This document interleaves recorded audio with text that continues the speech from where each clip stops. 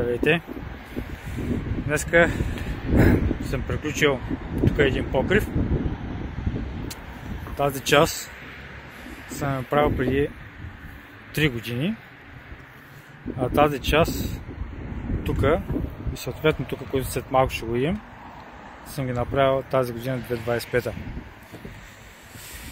Така, нещо, което бих споделил е, че много хора не си обръщат внимание на покривите и съответно почва да се обаждат чак след като почне да тече покрива. Интересно ми е, кога почвате да се ремонтирате баните? Преди да протече или да кажем на 10-20 години, когато искате да обновите банята? Баните и покривите са една от нещата, които трябва да ни се обръща особено голямо внимание. Най-малкото банята, като ти протече, ще протече на комшията ти. Да не говорим, че дори да си в собствена къща, ще почне да ти руши водата къщата. Същото и с тука. Само че тук, освен вода, има ветрове, има снегове и всичко това руши един покрив. И ако не му се обърне внимание, почват и желязото в плочите да гни, почва дървената конструкция да гни и от един покрив, който може да ти даде много повече, когато му хванеш времето, на време като го хванеш, отколкото когато го оставиш така да ти тече и тогава вече, като изгният дървени, като изгният гради, ще ти се оскъпява много повече ремонта на покрива. Да продължим нататък. Това исках да направя уточнение, че е хубаво да си хванете от начало ремонта на покрива и да бъде както трябва. Да хванете хора, които знаят какво правят. И под предвид знаят какво правят, т.е. не днеска си почнал един покрив си го направи и мислиш, че вече всичко си знае. Хора, които наистина са ремонтирали покриви, било скатни, било плоски и знаят какво правят. Така. Другото, което искам да погледнем е тук. След малко ще го видим от друга страна, където съм правил ремонта. Тук, където съм правил ремонта преди 3 години. И тук, където ремонта аз не съм го правил, вижте как съм сложил на разделителна марина. По този начин, когато тези хора решат да си правят ремонта, няма да има нужда да бутат другата част. Освен това, тук може да вече да не искат да е с стари керемии, може да искат да е с нови керемии. И по този начин няма нужда да се слага капаци по средата, че да се подмазва. Става грозна гледка, така е много, много по-добре направено. Тук този покрив, дето съм го правил преди 3 години, просто са решили че не им се дават пари за нови кереми и съм го направил с стари. Ето тук примерно този ред, тук където е правен, тези не са български кереми, те са на Тондах, понеже старите кереми не им стигнаха и тук се наложи един ред Тондах да сложа. А новите кереми хем са по-широки, хем са по-дълги и съответно няма как да хваниш стара с нова, зато и като почнеш един ред, почваш го с нови, без да има ново старо, защото, както казах преди малко, и са по-широки и са по-дълги. Да дойдем тук. Тук уламата. Проблема беше уламата. Един от проблемите беше уламата. От едната страна загъната, от другата не. Съответно долу почва да тече. Така са стари кереми, една горе, една долу, както е тук такана. Съответно отдолу са сложили битумна ролкова изолация, която няма тачки, няма нищо, всичко почва да се свлича и съответно долу течеш. Да не говорим, че дървената конструкция се ми е подменила цялата, защото всичко беше изгнило. А и преди години е имало пожари, съответно дървото не ставаше. И съответно съм подменил цялата дървена конструкция в тази част, в това поле, където съм работил.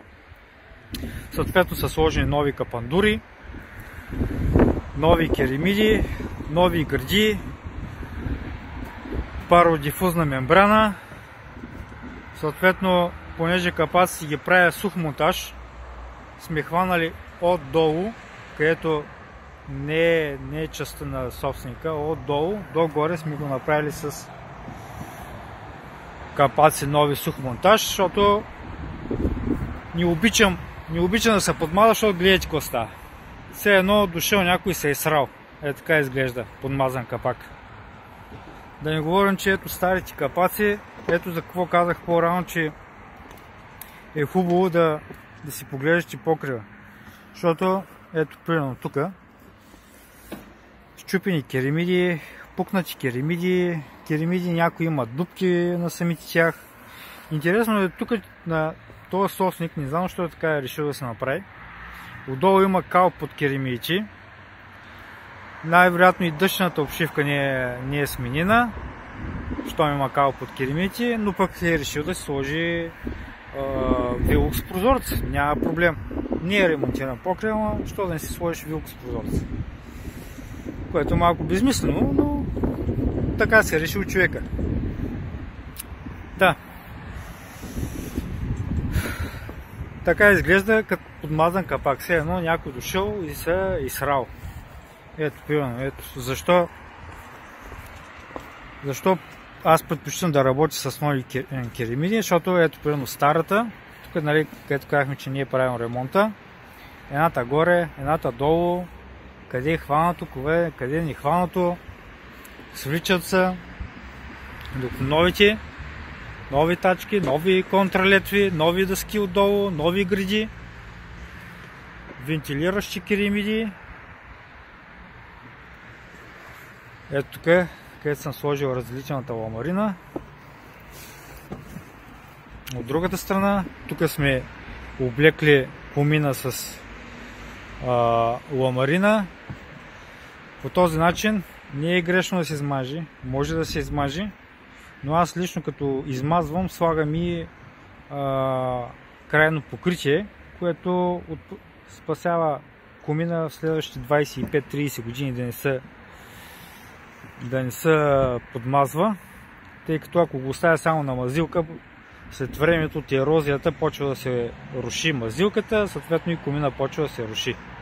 А така, пластифицирана ламарина и няма да има нужда следващите 50 години този комин да се пипа. Другото, което мога да кажа за разделителната ламарина, единия вариант, който ви показах, ето примерно тук е направено, е този.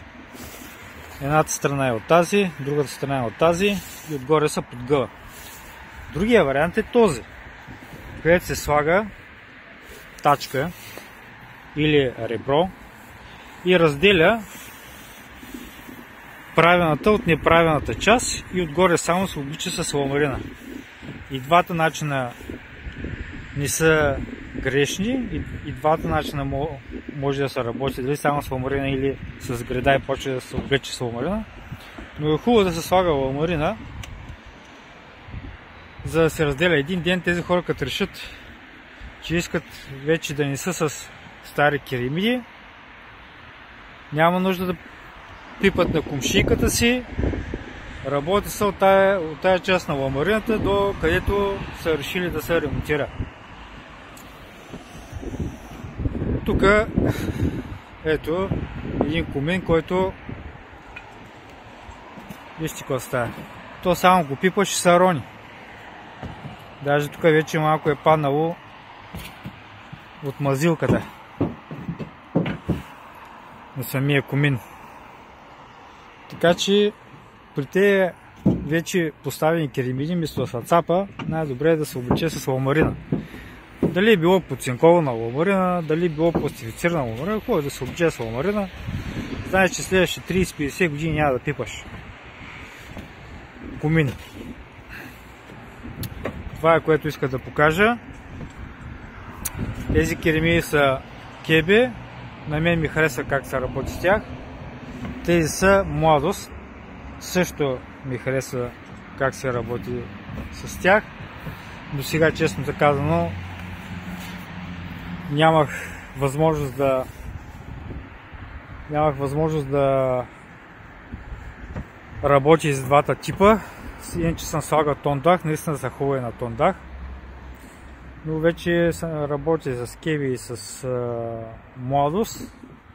Не са лоши керемидите, напротив, много са хубави, имат си всички елементи, като вентилиращи керемиди, както и единия модел, така и другия модел. Единството, което не ползвам на младост, е платното. Ползвам на брамък платното, което е 120 грама на квадрат. 180, извинявам се, 180 грама на квадрат, тъй като е по-дебело. Вярно, по-скъпичко е от примерно 100 грама, но парите се заслужават за по-дебелото платно. Това е от мене. Ето примерно тук стария покрив. Мажиш около въздуховоди. Бе, грозна гледка. Най-добре новичкото, направи си го. Сега ще ви покажа отвътре как съм го направил. Така, ето вече сме отвътре. Нови греди, ребра, дъски. Всичко обработено с бухемит. Задължително. Явно, че е много старо. Примерно тази носеща конструкция. Аз тук съм сменял само греди и дъски, защото всичко беше изгнило. Тези носещи, като тази и долу носеща, където е зеленото портманто, както и горе имаше. Не съм ги сменял. Те си добре, но няма значение. Ново или старо дърво си го обработвам с бухемит, си го пръскам хубаво, обилно, 2 ръце, за да знаем, че конструкцията е защитена и няма и да има някакъв теч, няма да гни. И както казах, качвайте се, огледайте си покривите, защото отпирано да дадете, да кажем, 2000 за ремонт, да не стане да давате 9000. И то пак зависи колко квадрата на вас ще пада, защото този покрив, където бяхме горе, и ни 5 квадрата от едната страна са общи части. Той се пада в коридора между двете помещения. Ето така. Се пада. Ето тук. То се вижда къде е ново. Вижда се къде е ново, къде е старо. Е там нататък вече е старото. Това е от мен.